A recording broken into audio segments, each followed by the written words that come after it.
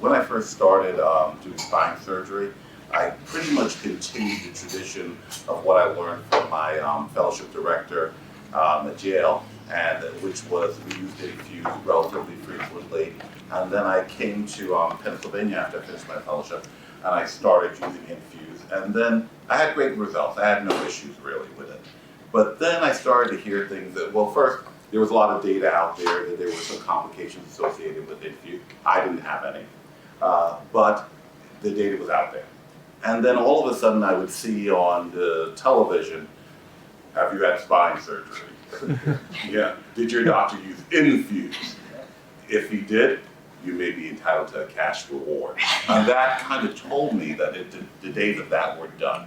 And a lot of folks in academic institutions have stopped using it for that reason, and I decided that I need to do something different.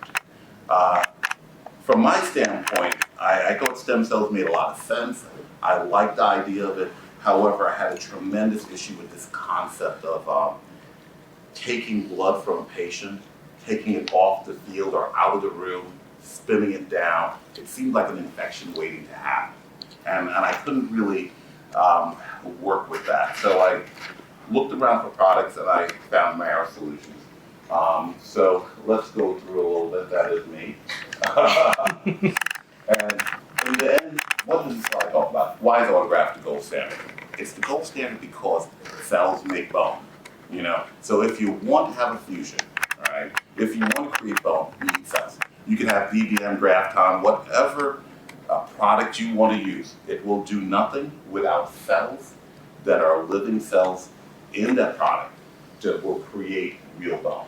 And as part of the normal environment, when I do spine surgery, you know, I always make people stop smoking because there's very little blood flow into this space. So it becomes even more of an issue. So there's a limited opportunity for these cells to get there. And when you use a product such as this, you have more opportunity to get a higher cell count there. So let's go through.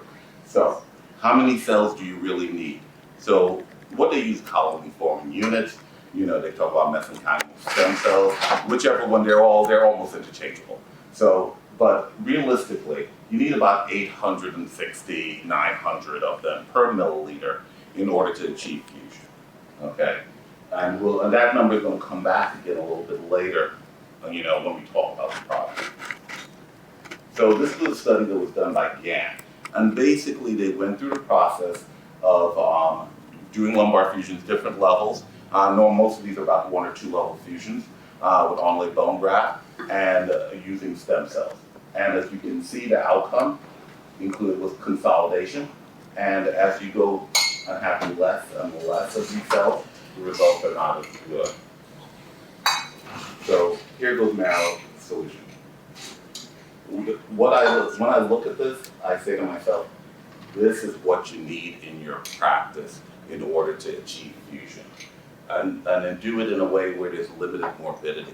One thing that you may not understand is that when you have a patient and you go and you take iliac bone graft, which is the kind of historically been the gold standard, when you do that, there's tremendous morbidity associated with that. You know, when you see this patient 2 years afterwards, they'll say to you, oh man, my back feels great, I have no more leg pain, my stenosis has been addressed, I can walk 2 miles, I'm very happy. However, I still have this pain right here where you took that bone graft. Is that ever going to go away? And then I say, not really. You know, so that's the problem with taking bone graft. And in addition to that, there's another issue, is that when you take bone graft, you're taking it from a localized area, and you don't really know what the concentration is in that area because it is variable. So what ends up happening is if you go to an area where for some reason the concentration of cells is lower, then what's going to happen is you're going to get lower cell count, which is an important factor. So, you know, here goes, we're talking about, in this case, again, the product is able to create or to extract something a little bit less than 3,000 colony-forming units. And the reality is, we already said that you needed about 850 to 900. So this is 3 times as much. And I think my results in surgery showed that. In addition, what they noted was that you will still get very good cell counts even in elderly patients. You know, when an elderly patient has lymphoma or something, they still are able to take stem cells from their pelvis and their hip, and they're able to actually get good results. So age is not a tremendous issue with this. And this slide is an interesting slide because it was done at the Vatican Hospital in Rome. And one of the things it's showing is comparing the amount of cells that are available. Let's see, will this work? Like if you notice here, all right, at the bottom, the last line is the important one. These are the bone-forming cells. And what it shows is that there's about a 5-fold increase compared to these other products. And that is substantial because that 5-fold increase turns into higher likelihood of fusion, better outcomes, fewer complications. No one wants to go back in to do a surgery and tell the patient that they didn't fuse. Okay. And here again, this kind of goes back with my comment on using a centrifuge and spinning down these cells. You're taking this off your sterile field, you know. And the other problem is these are long surgeries. These are 3-4 hours. There's a lot of devascularized tissue. It makes them much more prone to infection. When you take this off the field, and I don't care if it's even a small amount of contamination, that could result in a post-op infection, which in the spine case can be devastating and life-threatening. So my take on it is that I think it's a bad idea to do. Okay, and when you think about these products, you know, Osteocell, Trinity, you know, they sold this in my hospital. And the reality is it's sold to folks who don't really understand the data, right? And the data clearly shows CFUs, 3,400 compared to 28 and 38. You know, even if you triple that number, it still is no comparison. So I look at those, and they're much more expensive.